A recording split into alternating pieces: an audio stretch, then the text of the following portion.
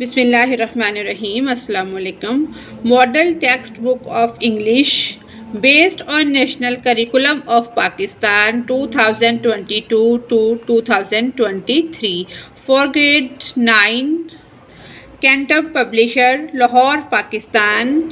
Today we discuss the exercise unit number 8। आज हम 8 unit की एक्सरसाइज डिस्कस करने जा रहे हैं जिसका टाइटल हमने पढ़ी थी, रीड आउट की थी, जिसका टाइटल है the lake isle of Innisfree. Comprehension समझकर पढ़ना। आंसर द फॉलोइंग क्वेश्चंस, दर्ज झैल सवालों के जवाब दें।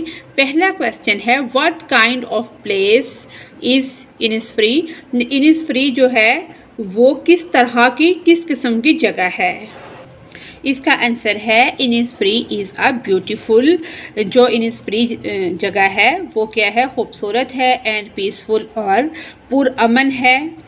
आइलैंड इन अ लेक, ये एक झील जो है एक जजीरा है। डिस्क्राइब्ड इन द पोम, जिसको पोम के अंदर बयान किया गया है the lake isle of Innisfree by W.B.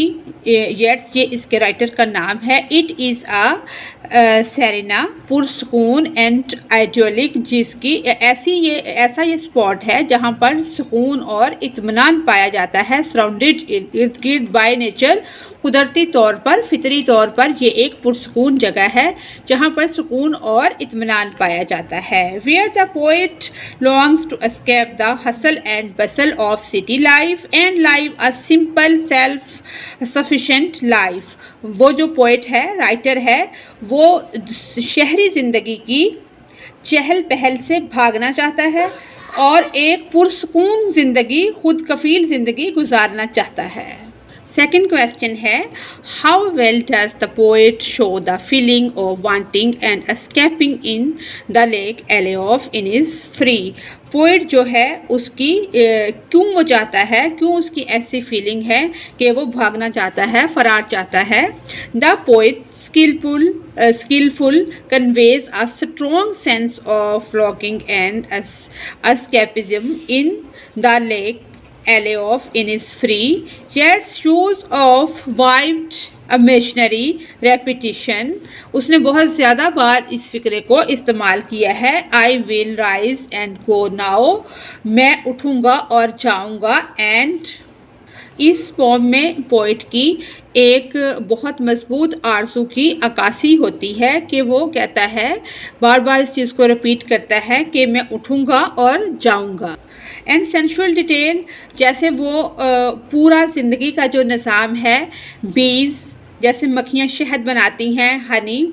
लिनट्स song, जो परिंदे का सॉन्ग है, वो गाना गाता है, वो अपने परों को फड़फड़ाता है। इस तरह की जो कुदरती चीज़ें हैं, हकीकी चीज़ें हैं, उनके लाइफस्टाइल को देखना चाहता है। क्रिएट्स आ पावरफुल अर्निंग, एक बहुत मजबूत तड़प, वो पावरफुल जो उसकी अंदर की स्ट्रॉन्ग पावर है उसको वो क्रिएट तख्लीक करता है। फॉर आ पीसफुल, अमन के लिए जो उसके अंदर एक तड़प पाई जाती है। Natural refuge, effectively evoking a sense of wistful escapism.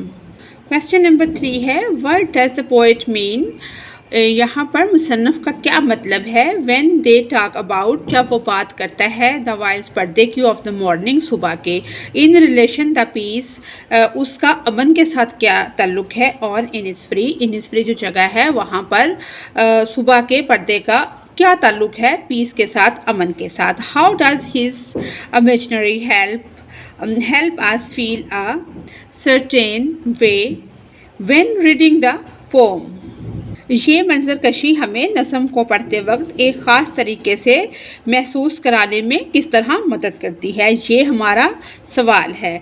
The vials of morning, सुबह के जो पर्दे की इसमें अलामत इस्तेमाल की गई है, सिम्बोलाइज, वो एक अलामत है अ पीसफुल, अमन की, एंड सरेना एटमॉस्फेयर, और पुरसकून माहौल की। इवोकिंग अ सेंस ऑफ काम, जो कि एक सुकून के एहसास को पैदा करती है, एक सुकून का एहसास पैदा होता है। And tranquillity and trying us into the poets idyllic vision of Innisfree, सुकून और हमें शायर के खूबसूरत विज़न में शायर के लिए झील और इनिसफ्री की जो अहमियत है उसको वो उभारता है। इसमें यही सुकून का एहसास पैदा करना और उसका जो शायर का खूबसूरत विजन है उसको उभारना शामिल है। इसी से वो उसको सिंबलाइज करता है, जाहिर करता है सुबह के पर्दे से। क्वेश्चन नंबर 4 है, what is the significance of lake isle of Innisfree to the poet, शायर के लिए झील जो एले ऑफ इनिसफ्री की क्या अहमियत है। इसका आंसर है the lake isle of Innisfree represent a longing, represent जाहिर करती है, उसकी नुमाइंदगी करती है फॉर आ पीसफुल, एक अमन की आरज़ू की, सिंपल एंड सादा और सेल्फ सफिशेंट लाइफ, सादा और खुद कफील जो ज़िंदगी है, अवे फ्राम द क्यास, अफरा तफरी से भागना, ऑफ द सिटी शहर की, वेयर द पोएट के not with nature and find inner peace, जहाँ पर शायर को कोई फितरी सुकून और अमन जिसको वो तलाश करता है वो नहीं मिलता, उसका इनर पीस है, उसके अंदर सुकून नहीं है जिसको वो तलाश करता है। It is a symbol of escapism tranquillity, ये भागना है, एस्केप करना है अमन के लिए, सुकून के लिए, एंड अ डीप डिज़ायर, और एक बहुत गहरी ख्वाहिश फॉर हारमोनियस एग्जिस्टेंस के एक हम आंगी का पाया जाना, कहीं पे ऐसी जगह हो जहाँ पर बैठ के वो अपने अंदर का सुकून बाहर ला सके, चीज़ों को फितरत के तनाजुर में देख सके और समझ सके। 5वां सवाल है, how does the poet draws a contrast between Innisfree and the city of the residence, जहाँ पर वो रहता है उस शहर में और जिस जगह में उसने अपना बचपन गुजारा है, इनिसफ्री जो बहुत पुरसुकून अमन की जगह है, उसमें क्या वो कंट्रास्ट उसको किस तरह से मैच करता है, किस तनाजुर में देखता है। द पोएट कंट्रास्ट इनिसफ्रीज पीसफुल, वो कहता है कि जो इनिसफ्री जगह है वो पुरअमन है, नेचुरल कुदरती है, सराउंडिंग्स उसके इर्द गिर्द के माहौल में जो चीज़ें पाई जाती हैं वो भी अमन और सुकून का एहसास दिलाती हैं। बीज, हनी, शहद बनाने वाले जो मक्खियाँ हैं, लिनट सॉन्ग और परिंदे का जो गाना है, विद द सिटीज़ क्यास एंड माइस, जो कि शहर की अफरा तफरी है और शोर है, पेवमेंट ग्रे, जिस तरह से हमने ये इसकी ट्रांसलेशन में पढ़ा था कि वो फुटपाथ पे खड़ा है और उसे कह रहा है कि ये ग्रे कलर का है। सिटीज़ डिन एंड स्लैर्फ, बहुत ज़्यादा जो शोर है, शोर गुल है शहर का। स्ट्राइफ कहते हैं झगड़े को। हाईलाइटिंग जो उसकी तरफ इशारा करता है, the stark difference between the two environments, इसमें उसने फ़र्क बयान किया है दो माहौल का, कि एक अमन का सुकून का माहौल है जहाँ पर नेचुरली चीज़ें हैं और एक शहरी ज़िंदगी की बहुत ज़्यादा झगड़े, शोर और जिस तरह डस्ट होती है, इस तरह से वो इन चीज़ों की अक्कासी करता है। And emphasising his logging for the serenity of Innisfree, वो सुकून की तलाश में, अमन की तलाश में उसकी ये आरज़ू है और इस चीज़ पे वो जोर देता है कि जो इनिसफ्री है वो एक अमन की जगह है, सुकून की जगह है। In what ways can individuals today relate to the idea of finding contentment in the modest traveling surrounded by nature. In what ways वो कौन से तरीके हैं कि आज लोग फितरत से घिरे हुए मामूली मकान में कनात की तलाश जो करते हैं, किन कनात की तलाश के ख्याल से किन तारीखों से ताल्लुक़ रखते हैं। इसका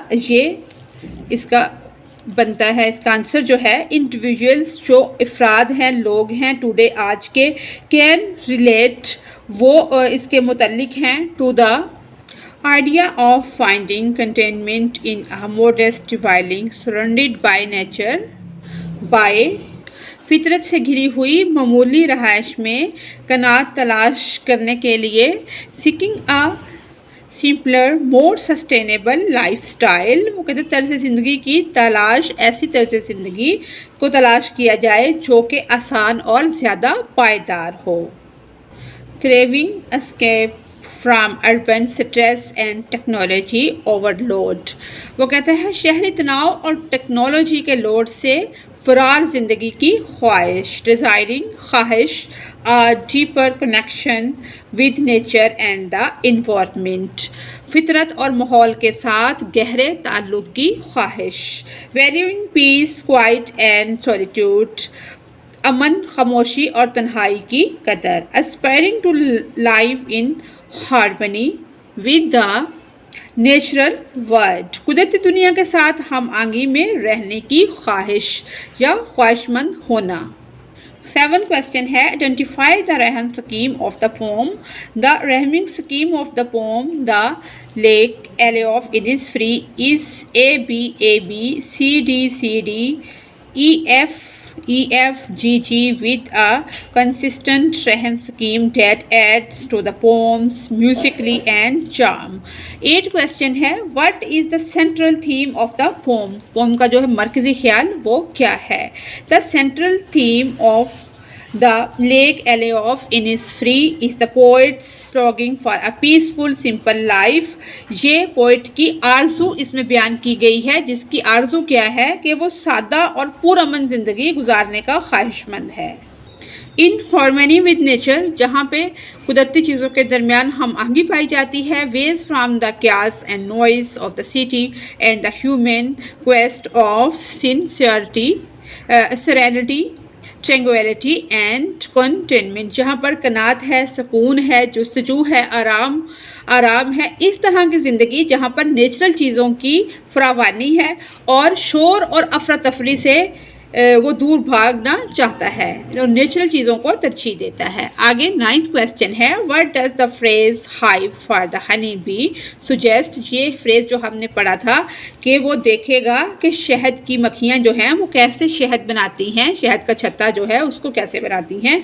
the phrase hive for the honey bee suggest, ये जो फ्रेज है ये सुजेस्ट करता है a sense of industry, community and harmony with nature as well as के फितरत के साथ एक हम आहंगी कम्युनिटी। जैसे जो शहद की मक्खियाँ होती हैं ये एक पूरी फैमिली की तरह सरवाइव करती हैं, इनकी एक मलका होती है, बाकी इसके कारकुन होते हैं। मलका जो ऑर्डर करती है उसके अकॉर्डिंग ही पूरी फैमिली काम करती है। As well as a desire, इसके साथ ये डिज़ायर ख्वाहिश फॉर अ सिंपल, एक सादा सेल्फ सस्टेनेबल लाइफ, खुद कफील ज़िंदगी गुजारना। One can work and thrive in a, तरक्की की मनाजिल को तय करना। पीसफुल इन्वायरमेंट, एक पुरअमन माहौल के अंदर। आगे है analytical question, why does W.B. Yeats repeats certain sentences। ये थोड़ा लॉन्ग क्वेश्चन है तो मैंने ये इतना लिखा है। इसका आंसर है द रेपिटेशन, जो बार बार चीज़ रिपीट हुई है, repetition of I will arise, मैं उठूँगा, एंड गो नाउ, और जाऊँगा। एम्फेसाइज, जोर देती है द स्पीकर्स डिटर्मिनेशन, कि उसके इरादे में कितनी पुख्तगी पाई जाती है। And resolve the escape of city and find peace, वो अमन की तलाश करना चाहता है इन नेचर, कुदरती माहौल में, और शहरी ज़िंदगी से फ़रार चाहता है। Conveying a sense of urgency and importance, ये एक बहुत उजलत की जो ज़िंदगी है उससे भागना चाहता है, ये बहुत इम्पोर्टेंट है। It is a declaration of inter understanding, the speakers logging for a Serena and idyllic life, वो एक पुरसकून और अमन की ज़िंदगी गुजारना चाहता है, उसकी आरज़ू रखता है। लाइफ ऑन इनिसफ्री, जो इस जगह पर उसको लगता है कि हर चीज़ उसमें नेचुरल उसको मिल जाएगी। Talk about the text, text के मुतालिक बात करें। How does the poet's deep connection to nature as expressed, ये मैं आपको इधर से भी दिखा देती हूँ। ये talk about the text, text के मुतालिक बात करें, ठीक है। और इसका ये वाला जो क्वेश्चन है रिलेशनशिप विद द इन्वायरमेंट, इसको हम सॉल्व करने जा रहे हैं।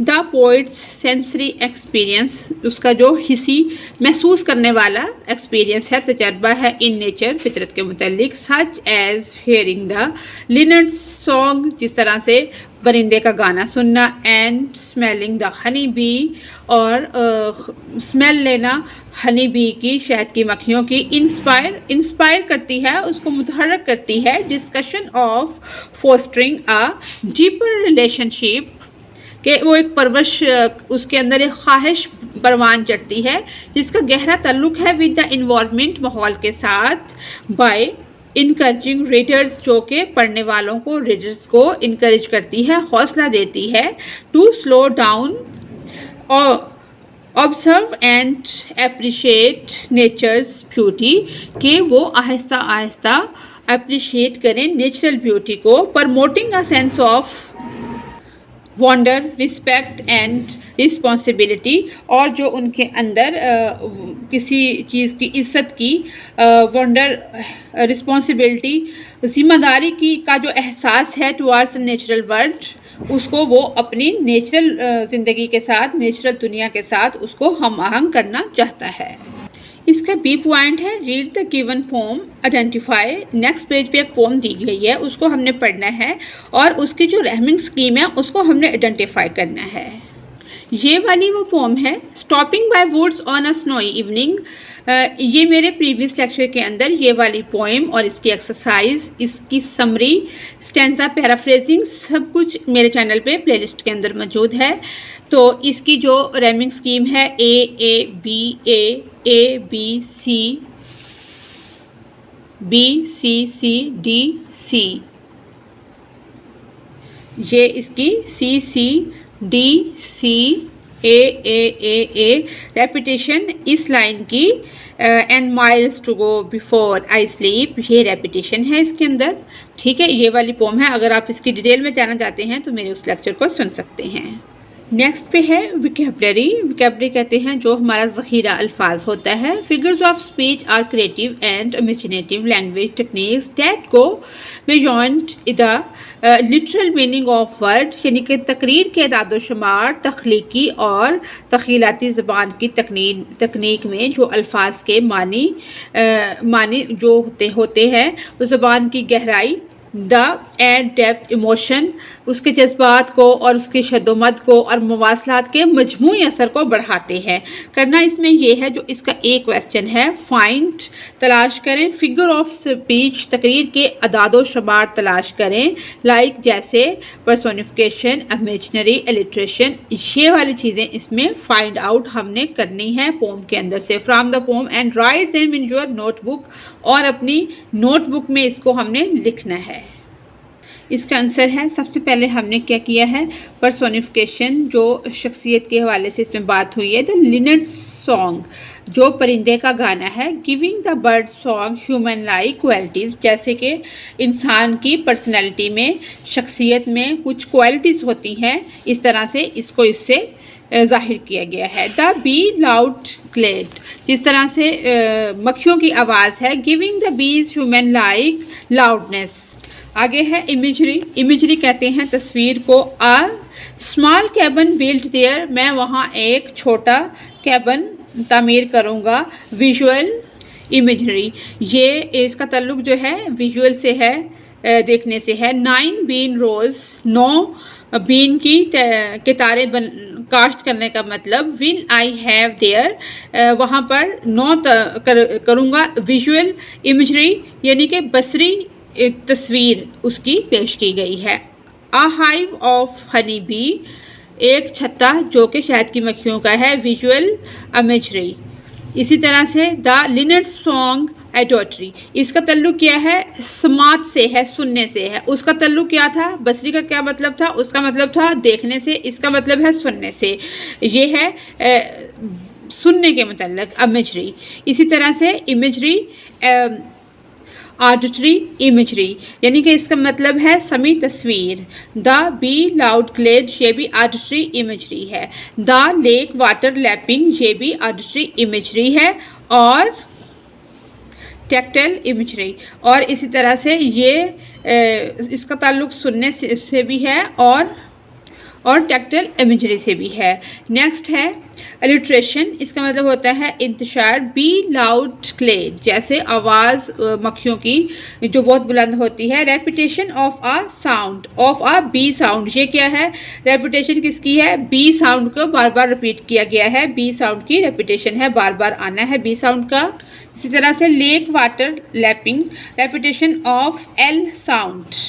इसी तरह से अदर फिगर्स ऑफ स्पीच, दूसरे फिगर ऑफ स्पीच जो इसमें पाए जाते हैं, मेटाफोर इस्तारे जो इसमें इस्तेमाल हुए हैं, the lake water lapping, comparing the water to a gentle touch. इसी तरह जो इसमें सिमिलर इस्तारे तशबीह इस्तेमाल हुई है, like a child is father to the man, comparing the speakers longing for nature to a child innocent।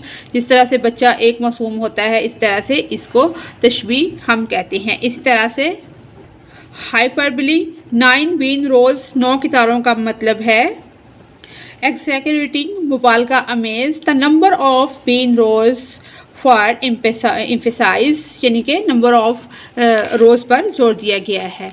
Next है इसमें based on the context of the poem, infer the meaning of the following.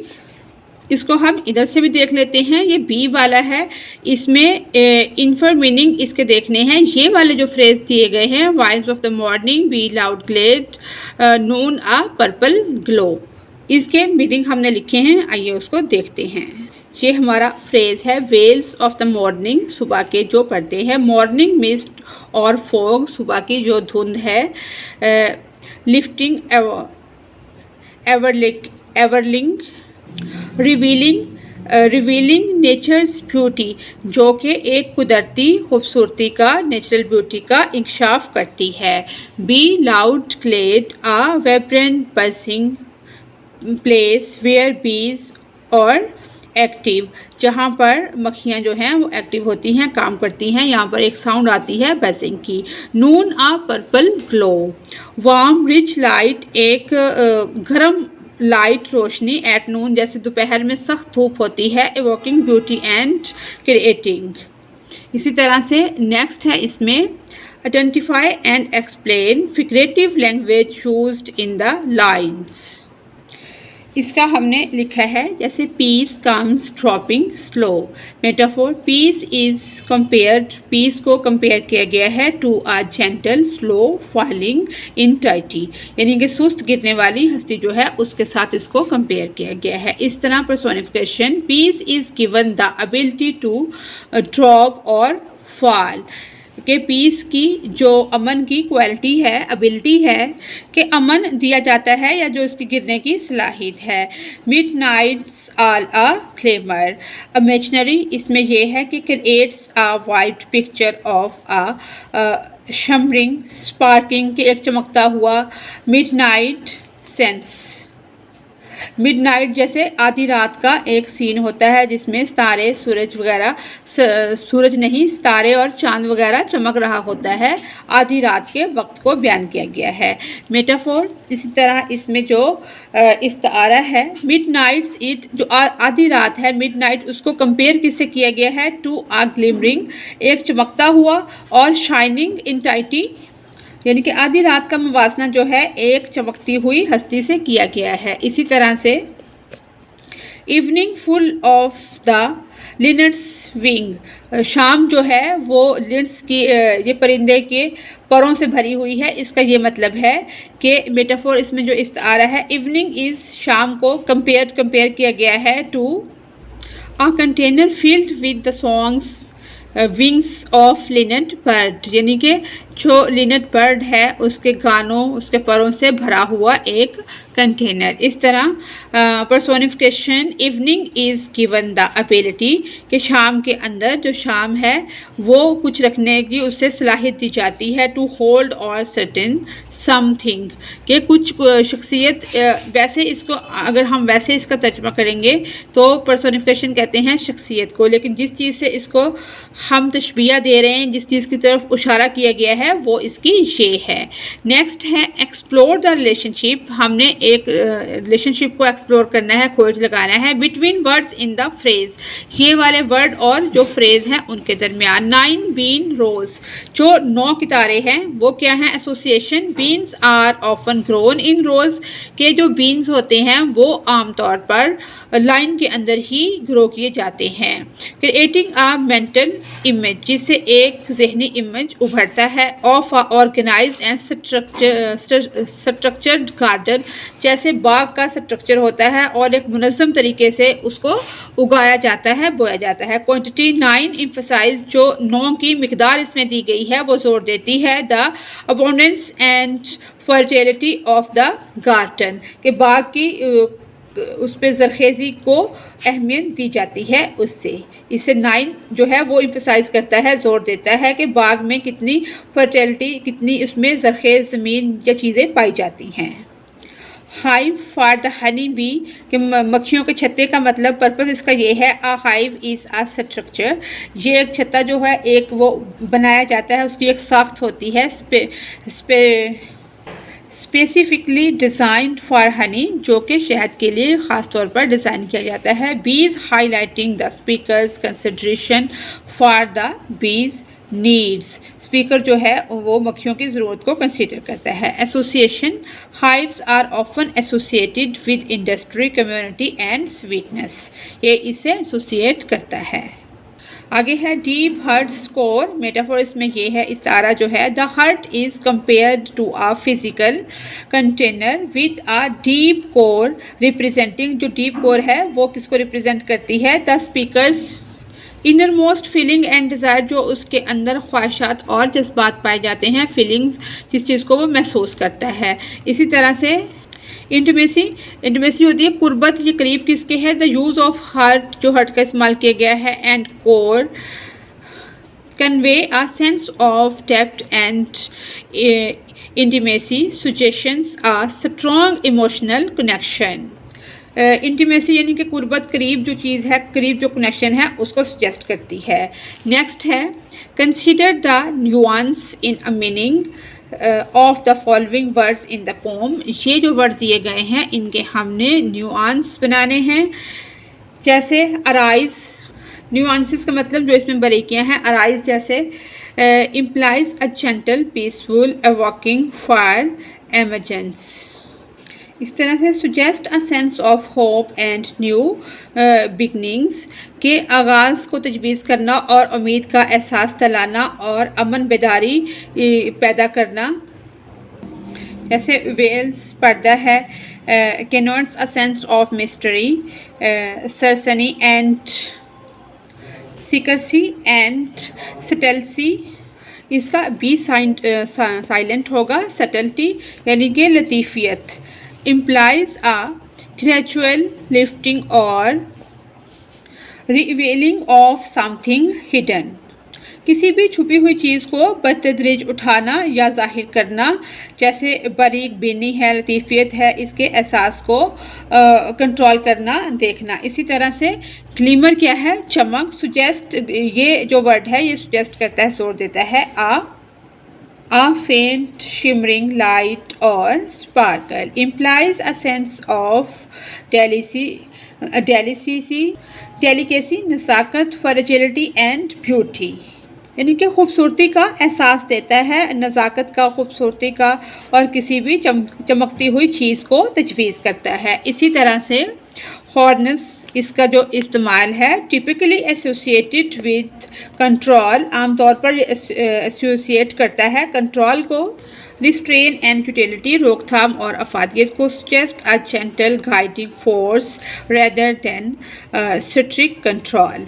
इसी तरह से आगे है choose the most appropriate inference for the poets intentions, इसका answer है, यानी कि इसमें पोइट का सबसे ज़्यादा जो इसने इस्तेमाल किया है, इसका क्या मतलब है, एस्केप फ्राम सोसाइटी, मुआशरे से भागना। The poet desire to escape the chaos and noise of urban life, के वो शहरी ज़िंदगी के अफरा तफरी और शोर से भागता है। एंड फाइंड पीस, और अमन को तलाश करता है। And solitude on the lake isle of Innisfree, इस झील के किनारे जाकर, जहाँ पर ये इनिसफ्री जगह है और झील है, वहाँ पर जाना चाहता है। Where they can build a small cabin, वहाँ पर वो एक छोटा कैबन तमीर करना चाहता है। ग्रो, उगाना चाहता है बीन्स को, and live a simple life close to nature, और वो फितरत के करीब रहकर ज़िंदगी गुजारना चाहता है। द पोम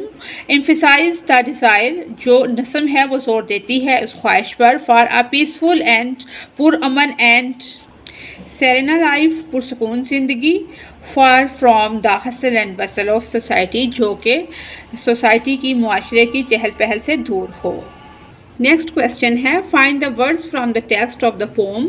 ये जो पोम बाद में हमने पढ़ी है, यानी कि स्टॉपिंग बाय वुड्स, इसमें से हमने ये वाले वर्ड तलाश करके इसकी जो खाली जगह है उसको पुर करना है। इसमें वुड्स आएगा, quire, farm house, horns, wind, flex.